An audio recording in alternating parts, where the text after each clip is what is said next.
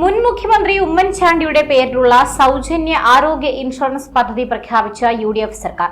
VD Satheesan സർക്കാരിന്റെ ആദ്യ നയപ്രഖ്യാപന പ്രസംഗത്തിൽ ഗവർണർ രാജേന്ദ്ര അർലേക്കറാണ് പദ്ധതി പ്രഖ്യാപിച്ചത്.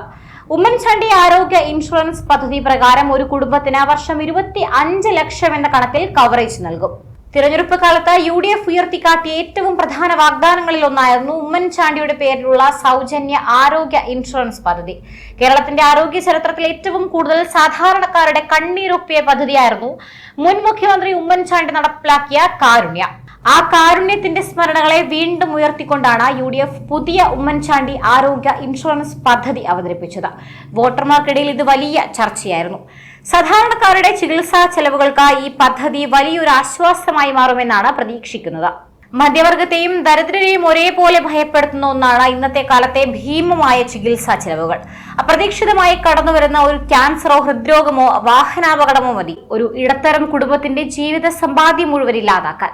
നിലവിലുള്ള പല സർക്കാർ ഇൻഷുറൻസ് പദ്ധതികളും സങ്കീർണമായ ശസ്ത്രക്രിയകൾക്കോ ദീർഘകാല ചികിത്സകൾക്കോ പൂർണ്ണമായും പര്യാപ്തമല്ല എന്നതാണ് യാഥാർത്ഥ്യം. ഇത് മനസ്സിലാക്കിയാണ് പുതിയ പദ്ധതി UDF സർക്കാർ അവതരിപ്പിച്ചിരിക്കുന്നത്.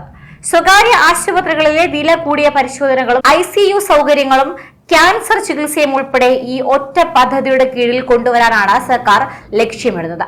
ജനങ്ങളെ സംബന്ധിച്ചിടത്തോളം പണമില്ലാത്തതിന്റെ പേരിൽ ചികിത്സ നിഷേധിക്കപ്പെടില്ല എന്ന ഉറപ്പ് നൽകുന്ന ജീവൻ രക്ഷാ കവചമായി ഈ പദ്ധതി മാറുമെന്നാണ് പ്രതീക്ഷിക്കപ്പെടുന്നത്.